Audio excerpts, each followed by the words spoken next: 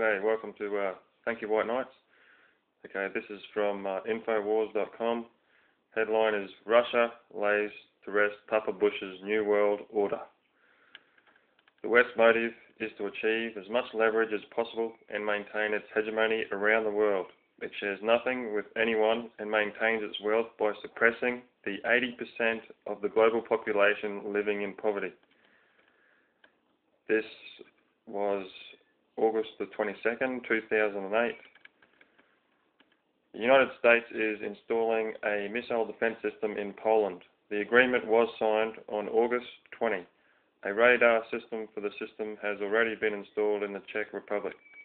At the beginning ceremony in Poland, US Secretary of State Rice made an interesting statement of justification. This is a system that is defensive and is not aimed at anyone, she said, adding, "This is an agreement that will establish a missile defense site that will help us to deal with the new threats of the 21st century, from countries like Iran or from North Korea."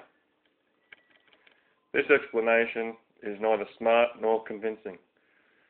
Who is us, the US, or the NATO countries? The new defense system is targeted at the east and north.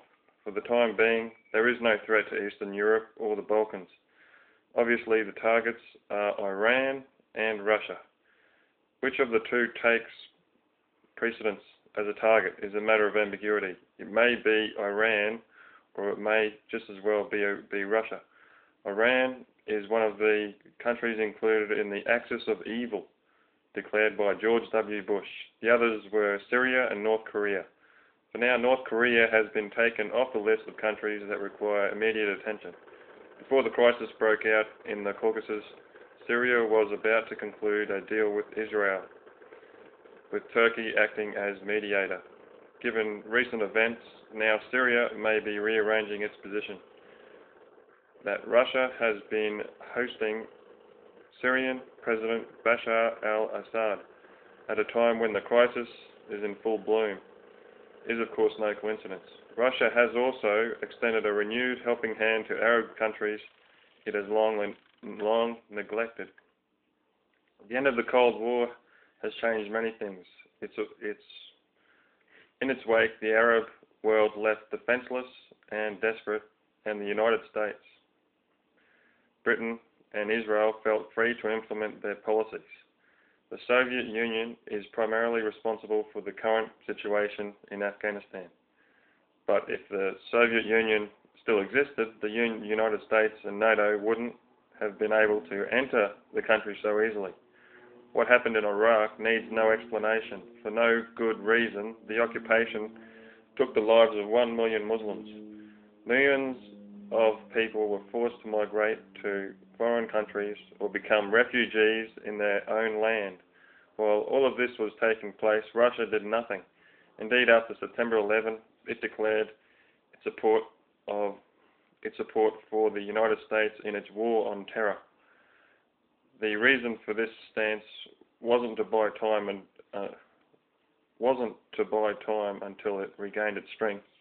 The reason, of course, was the Kremlin's eagerness to test whether it was possible to maintain hegemony over the region while cooperating with the US. Russia soon realized that it wasn't. The West's motive is to achieve as much leverage as possible and maintain its hegemony around the world. It shares nothing with anyone and maintains its wealth by suppressing the 80% of the global population living in poverty. With experience, Russia realized this reality. It suddenly noticed that while Iran was set as the target, Russia was trapped. Radar systems, missile defense installations, and the admission of former Soviet satellite states into NATO were all taken by Russia as initiatives to contain it by the West. With engagements and interest everywhere, Georgia suddenly exposed Israel. Tel Aviv extends military aid to an intolerant and fundamentalist Christian like Mikhail Saakashvili, and it trains the Georgian army. There's no to ponder their connection. since we can observe who Georgia's neighbours are, Iran and Russia.